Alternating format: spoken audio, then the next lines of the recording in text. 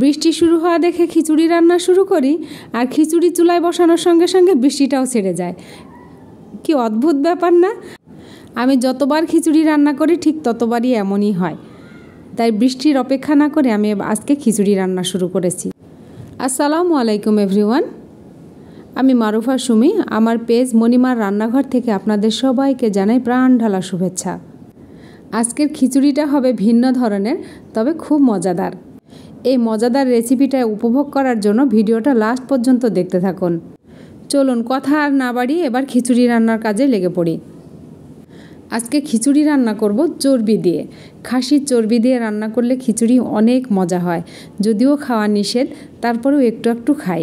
তার জন্য আমাকে করতে হবে, মুগ ডাল নিয়েছি, এখানে হাফ পট নিলাম, আর এই পটেরই 3 পট চাল নিয়েছি।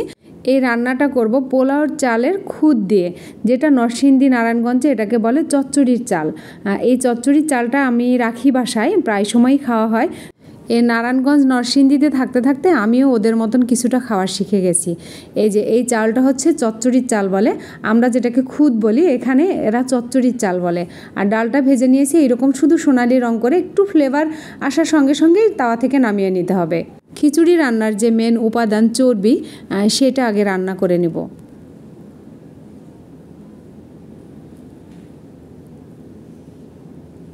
ননস্টিকের কড়াইয়ের মধ্যে আমি চর্বিগুলো দিয়ে দিলাম। আমার এতটা চর্বি লাগবে না, আমি এখান থেকে কিছুটা কমিয়ে নিব, কিন্তু একবারে রান্না করে নিচ্ছি। একটা তেজপাতা দিয়ে দিলাম ছিঁড়ে, হাফ কাপ পেঁয়াজ দিয়ে দিলাম, আদা রসুন বাটা 4 চা চামচ, কাঁচামরিচ বাটা দিব 3 চা চামচ।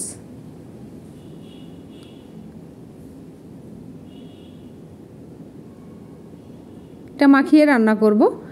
আর শুকনো মরিচের গুঁড়া দিলাম 1 চা চামচ, ধনিয়া গুঁড়া হাফ চা চামচ,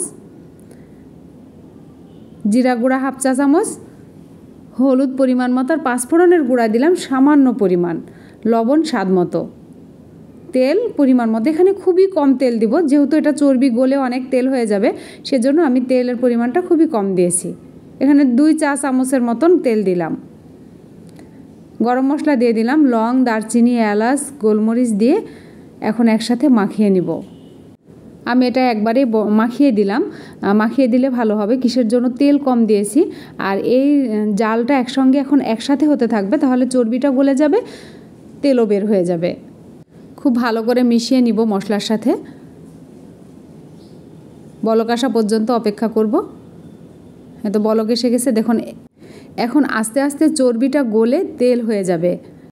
যেটা গোটা থাকার সেটা গোটা থাকবে, আর বাকিগুলো সব গলে একদম তেল হয়ে যাবে।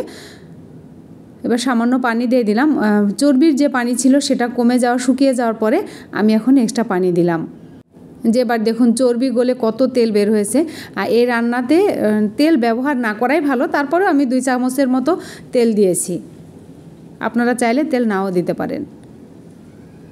এটা খুব ভালো করে কষিয়ে নিব, আবারও পানি দিয়ে দিচ্ছি। তবে একটা জিনিস খেয়াল রাখতে হবে, চর্বি যদি কষানো ভালো না হয় তাহলে কিন্তু কাঁচা গন্ধ থাকবে, আর এই কাঁচা গন্ধটা থাকলে কিন্তু খেতে ভালো লাগে না। 5 মিনিট পরে আমি ঢাকনা তুলে আবার একটু নেড়ে দিব, আবারও ঢাকনা দিয়ে দিব। এখানে খুব বেশি পানি দিয়ে কষাতে হবে না, অল্প অল্প করে পানি দিয়ে কষিয়ে নিতে হবে। চর্বি কষানো হয়ে গেছে, এবার সেদ্ধর জন্য পানি দিয়ে দিলাম একবারে। এই পানিটা শুকিয়ে গেলে আমি নামিয়ে নিব। আমার রান্না কমপ্লিট হয়ে গেছে। এই যে চর্বি দেখেন কত তেল বের হয়েছে, এটা কষানো একদম হয়ে গেছে। আর এই তেলটা দিয়েই আমি খিচুড়ির চাল ভেজে নিব, এক্সট্রা তেল ব্যবহার করব না। তেজপাতা দিয়ে দিলাম 2টা, গরম মশলা দিলাম, দারচিনি, লং, এলাচ, গোলমরিচ সব একসাথে দিয়ে দিলাম। মশলাটার ফ্লেভার বের হওয়ার সাথে সাথে আমি চাল দিয়ে দেব। চাল ধুয়ে পরিষ্কার করে রেখেছি, পানি ঝরিয়ে নিয়েছি এরকম একটা স্টেনারে। চর্বি দিয়ে যেহেতু রান্না, সেজন্য আমি এক্সট্রা তেল ব্যবহার করিনি। ওই চর্বির থেকে যে তেল বের হয়েছে সেটা দিয়ে আমি চাল ভেজে নিব। এখানে চালটা একটু গরম হয়ে গেছে, এখন ব্যবহার করব পরিমাণ মতো হলুদের গুঁড়া, তাহলে খিচুড়ির কালারটা হবে খুব সুন্দর।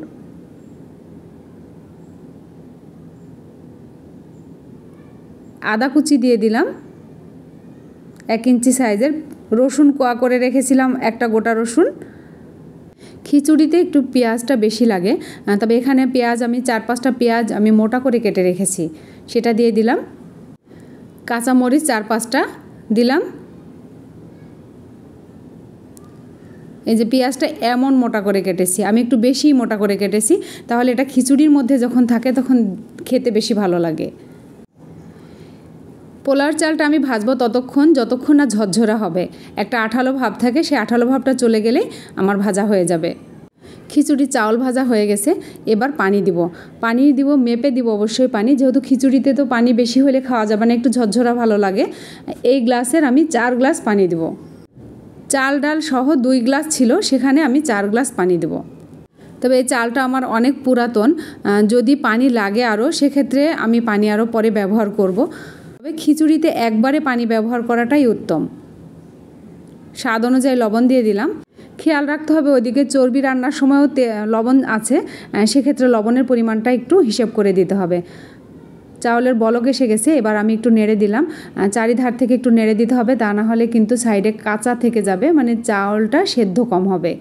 আবারও ঢেকে দিলাম। 5 মিনিট পরে আবারও ফিরে আসছি, আবারও একটু নেড়ে দেব। এখানে চাউল আর পানি যখন এক সমান হয়ে যাবে তখন আমি চর্বিটা দিয়ে দিব। চর্বি যতটা রান্না করেছি সবগুলো দিব না, ওখান থেকে অর্ধেকটা দিয়েছি আমি।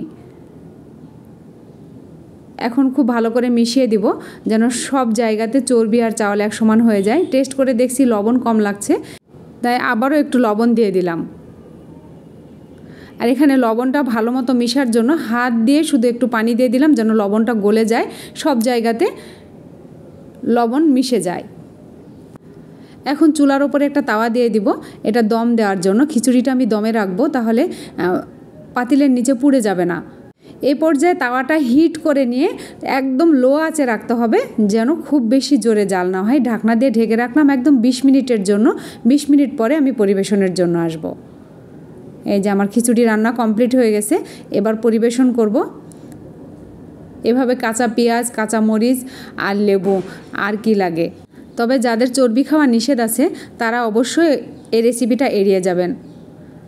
আমার এই রেসিপিটা যদি আপনাদের ভালো লেগে থাকে তাহলে লাইক, কমেন্ট, শেয়ার করতে ভুলবেন না। শেয়ার করবেন ফ্রেন্ডস অ্যান্ড ফ্যামিলির মাঝে, যারা নতুন তাদের শিখতে সুবিধা হবে। খুব মজার খাবার। আজকে এই পর্যন্তই। আল্লাহ হাফেজ।